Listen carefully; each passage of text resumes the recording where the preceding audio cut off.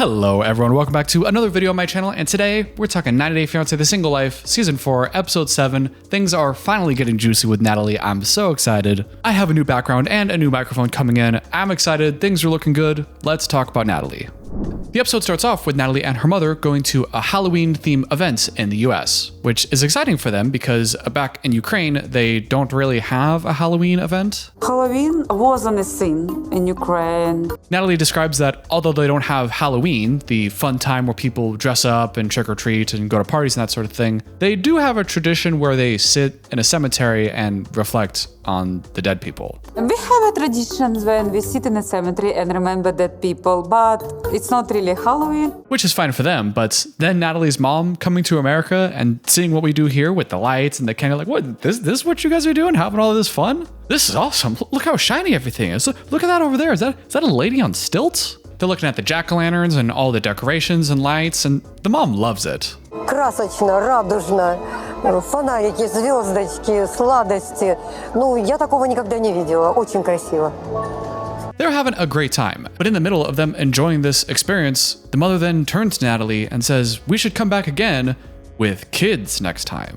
Так что в следующий раз мы придем на этот праздник с детками. But if that wasn't weird enough, the mother then goes on this whole tirade to Natalie about how she needs to have kids. I wish you'd have kids sooner. You know, we could do this with the kids. You should come back with kids. You and your family, right? Kids? Kids with Josh. You and him with kids. Isn't that a great idea? When are you going to do that?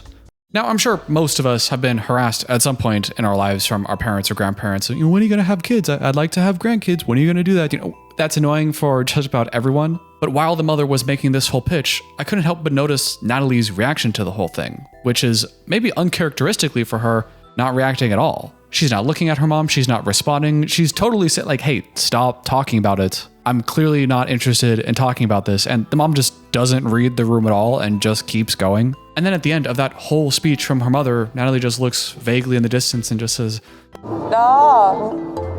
And like I said, I'm sure a lot of us have been Natalie in that situation, just annoyed and just, yep, mom, just keep talking. Yep. Don't want to talk about it, mom. Yep. Okay. Yeah. Gotcha. Yep. Yep. Totally. But still, with someone as confusing and polarizing as Natalie, I think it's very interesting to get just a glimpse into the dynamic of what her relationship with her mom might be like.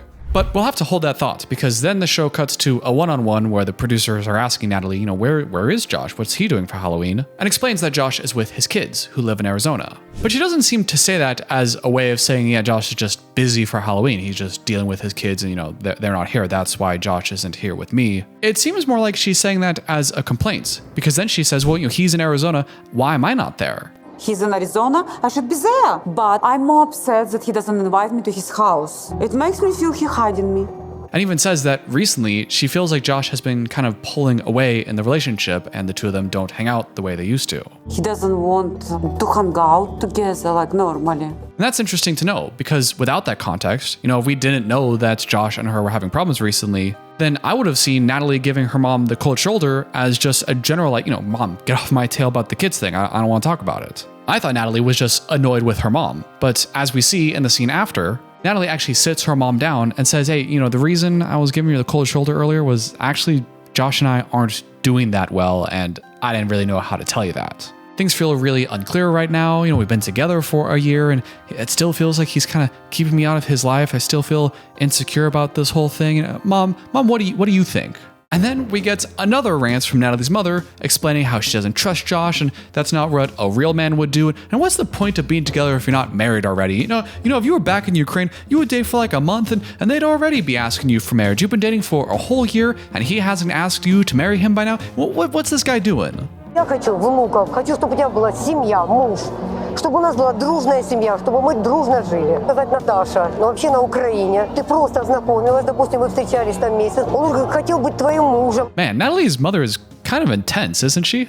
Now, of course, I'm no expert at all in Ukrainian culture or Eastern European culture or anything like that, so I don't know exactly how true or representative Natalie's mother is of the common culture over there. But if we were to give Natalie's mother the benefit of the doubt and say that everything she said is absolutely true, you know, this is not a weird position at all to take, this is what anybody would say, then I'm still thinking about how this would affect Natalie in her position. Because if we put ourselves in Natalie's shoes and say, all right, we're in a relationship and, the guy, he's a little back and forth a little bit, don't exactly know where you stand, there's some amount of insecurity about it. Does he like me? What's going on? And then you confide in a friend or your mother and ask for advice, and then they give you this.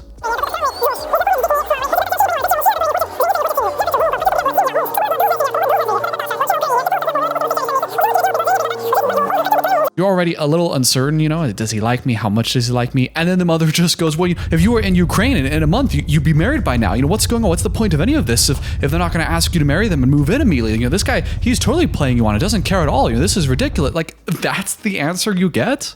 I don't know how you would hear all that and not turn into an anxious, neurotic mess. And that's best case scenario for Natalie's mother. That's if she's saying something that's completely normal and no one in Ukraine or the Eastern European region would see Natalie's mother and tell her to take a chill pill.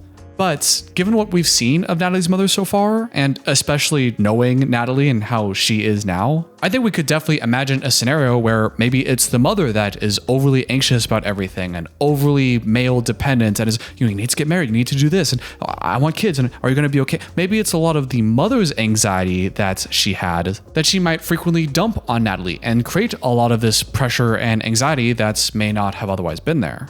What I'm trying to say is Natalie's mother definitely seems to be very anxious and neurotic about this marriage and getting a man thing. And I'm wondering how much of that is just a cultural norm of where she's from, or how much of that could be the mother's own innate anxiety and her own attachment issues that she might then be projecting and dumping onto Natalie her whole life. Because if that was the case, and the mother was always this anxious, emotionally dumping kind of person on Natalie, could explain some things.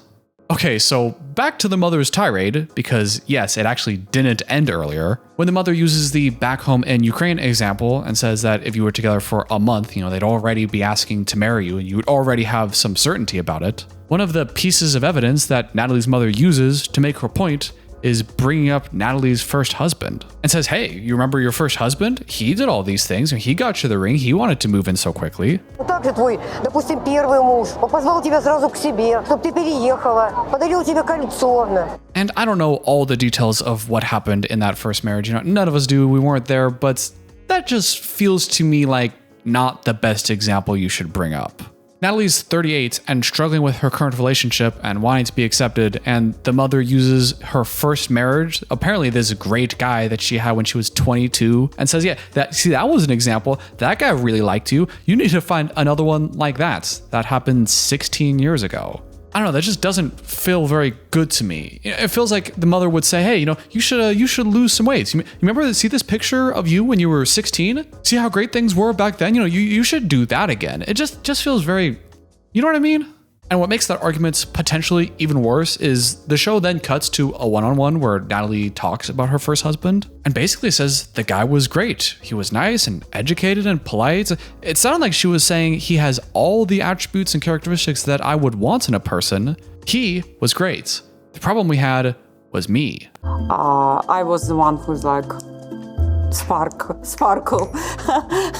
He was a great guy. I'm the one that brought in the problems that ended our relationship. And I don't know, I don't know Natalie personally, of course, but something about that laugh there at the end, it hurt. Then Natalie tells us about her second husband, who I thought was Mike, but I guess she had another one in there, and describes him as being a very militaristic, demanding, somewhat tyrannical kind of guy that she felt pretty trapped in the relationship with. And then we have husband number 3, which was Mike from previous seasons, and don't need to talk about him. And after the mother uses Mike as another example of what Josh should be like,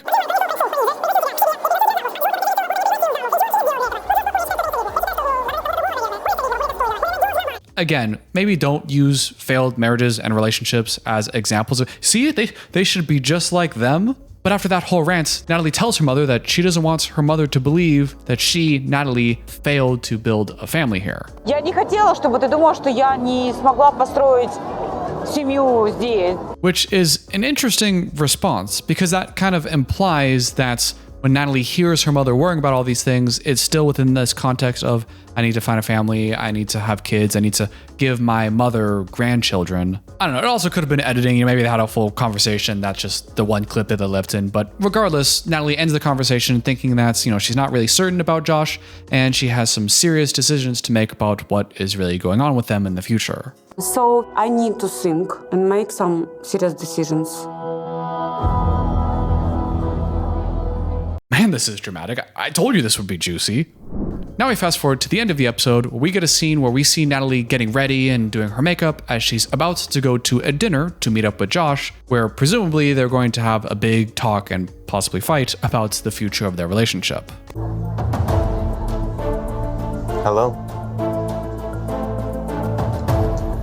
Oh boy.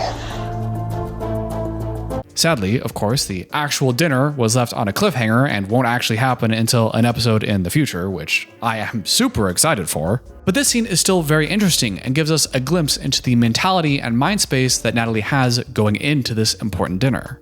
As she's getting ready and doing her makeup, we're hearing her vent her frustrations about the situation with Josh. I moved to LA, but Josh, he's not ready to do the next step. In previous relationship, I would have been married by now. She said she told Josh that once she moved to LA, there'd be no more excuses of why they can't figure things out or communicate better. I told him when I moved to LA, there are no excuses. We're in the same city. And is already saying that because of everything that's been going on, whatever Josh is about to tell me is bullshit. Whatever he tells me is totally bullshit. She's telling us outright that the mentality that she has going into this dinner with her partner, where presumably if you're in a vaguely healthy relationship, you'd want to have a discussion about, hey, I'm not getting my needs met, we need to clarify some things, talk about boundaries, have a productive, mutually beneficial conversation. Instead of having that mentality, her approach right now is, I'm right, and anything he tells me otherwise is bullshit. Whatever he tells me is totally bullshit. It was like Josh has been leading me on for 1 year of my life. He didn't spend Halloween with me, and now he's not gonna spend Christmas with me. I'm not included. I think it's an excuse. If guy wants me in his life, he looks for solutions.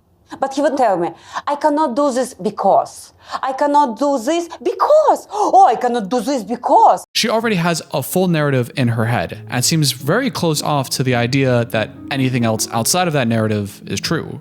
Just last episode, Natalie thought they were in a great place. He gave me the car, he gave me the job interview, he's including me in his life. I feel pretty good. So he's letting me into his life, and he's painting a picture of us.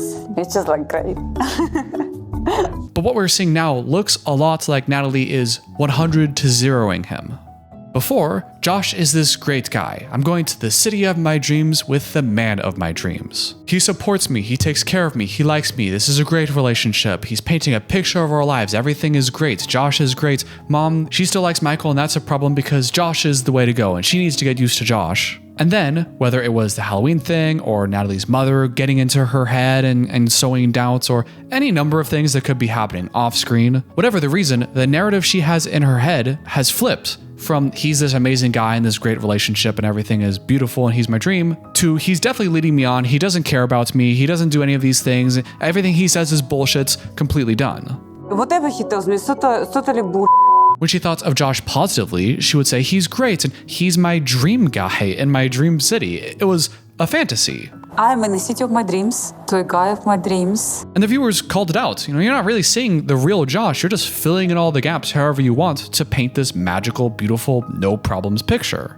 That's the 100%. But now that something's got in her head, justified or not, now he's complete scum. There's no point in talking to him or even having an open mind about this because I now see clearly that he's a problem and everything he says is bullshit. That is the 0%.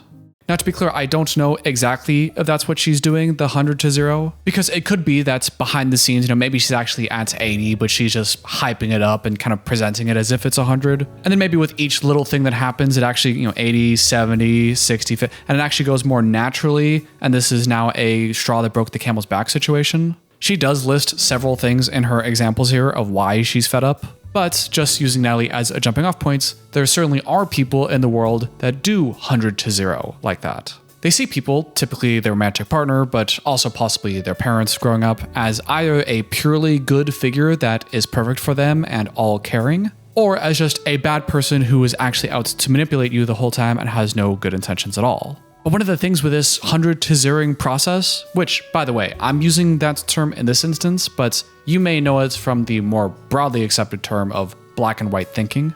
But oftentimes the people who suffer from black and white thinking, it's not always something in the external world or the Josh themselves that suddenly changes. In the Natalie instance on the show, they're setting up this whole thing where Josh went to his friends and Josh thinks he's doing everything fine, the relationship is great, but then the friends say, hey, you're doing all these things, maybe she's using you, and they have that whole storyline going. And I think the show is kind of implying that because of that conversation, maybe that causes Josh to then move away, and that's what Natalie's picking up on, and that's what's making her go, oh look, another excuse. There's always something with Josh, first it's this, then it's that, and this is just another example that maybe I was wrong this whole time, maybe he is just leading me on. And again, that could totally be the case with Natalie, and if it is, that is actually sounds pretty reasonable. But again, as a jumping off point, someone that suffers from black and white thinking doesn't necessarily need Josh's trigger of changing his behavior for their opinion of the black and the white to switch. For example, let's say that whole scene with Josh and his friends didn't exist, and Josh has consistently from day one been a little unavailable, but let's just say it's his work. So from day one, Josh has had a relatively stable level of availability for Natalie. If that was the case, someone who suffers from black and white thinking might interpret it like this. Josh is this great guy, and I love being around him, and he does have some busyness sometimes. He's not always here, but he's just such a hard worker, and he's got to go out with his kids sometimes, but he's just such a nice guy. And I know that despite the obligations, I know he really wants to be with me, and everything is great. He has to do those things, but I know that really he just wishes I was there the whole time, and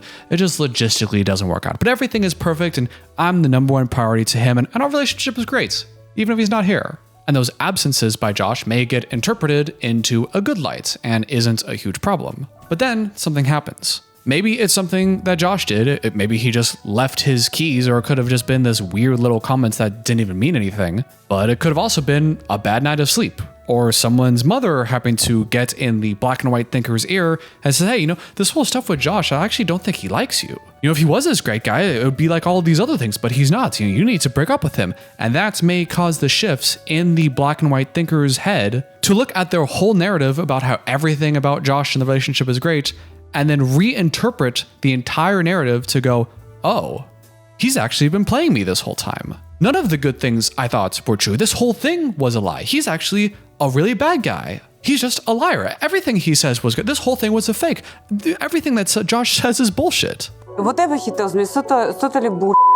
It's a reinterpretation of the entire mental narrative that one has over into the complete opposite direction. And again, in this example that I'm completely making up, where nothing at all from Josh changed, and this is an example because I don't know if this is actually Natalie, again, just jumping off point, it could very well be that the Josh in this situation didn't change at all, and he was never an angel either. He's been consistently a nuanced person with good and bad, with some availability issues. But that person might wake up on Monday and have a great relationship, and then come back home to work on Tuesday, and now their partner hates them, thinks they're a terrible partner, a terrible person, and he can't even talk to them at all because they've already made up their mind.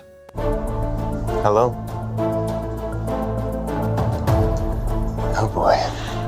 I'm not going to get into the whole thing about therapy and diagnosing and all that, but as an example of how this conversation with Natalie and Josh could go, it doesn't seem like it will go this way based off the previews, but a more balanced, non-black and white thinking way of thinking about it would be Natalie going into the conversation and saying, hey, I think we're pretty good. We got good potential.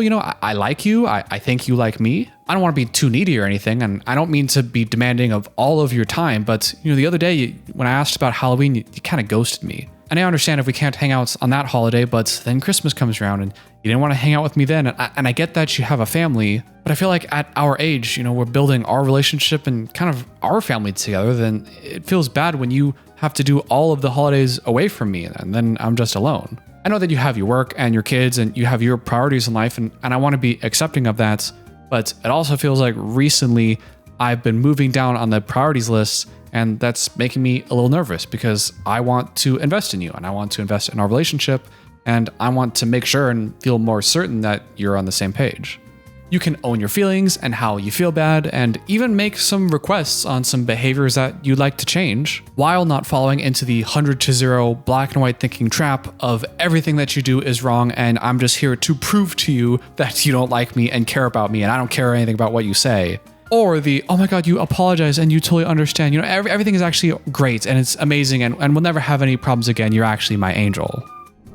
Those are all the Natalie scenes we have for this episode. It wasn't too much actual content with them, but I felt like it was so illuminating and there were so many possible things we could talk about with Natalie. And I'm very excited to see this conversation that she and Josh are going to have in the coming episodes. I think that's going to be very illuminating and probably say a lot of similar things to what I said in this episode, but hopefully a lot more things as well. If this video resonated with you at all, then I hope I could help in some way, or at least point you in the right direction to some other resources and other great videos on black and white thinking and healing those traumas. My heart goes out to you, and let me know what you thought about this couple in the comments down below. And until next time, if you enjoyed this video and you enjoy my content, make sure to hit subscribe, hit the like button, hit the join button. By the way, I just revamped my memberships that I opened a few weeks ago. I've changed around the perks and also uploaded a video explaining all the different perks that you get for supporting the channel. So if you would be interested in that or considering it, then it would help me out a lot and I really appreciate it. So hit the join button, hit the like button, ring the bell for notifications, and every comment helps the algorithm. Thank you, and I'll see you in the next one.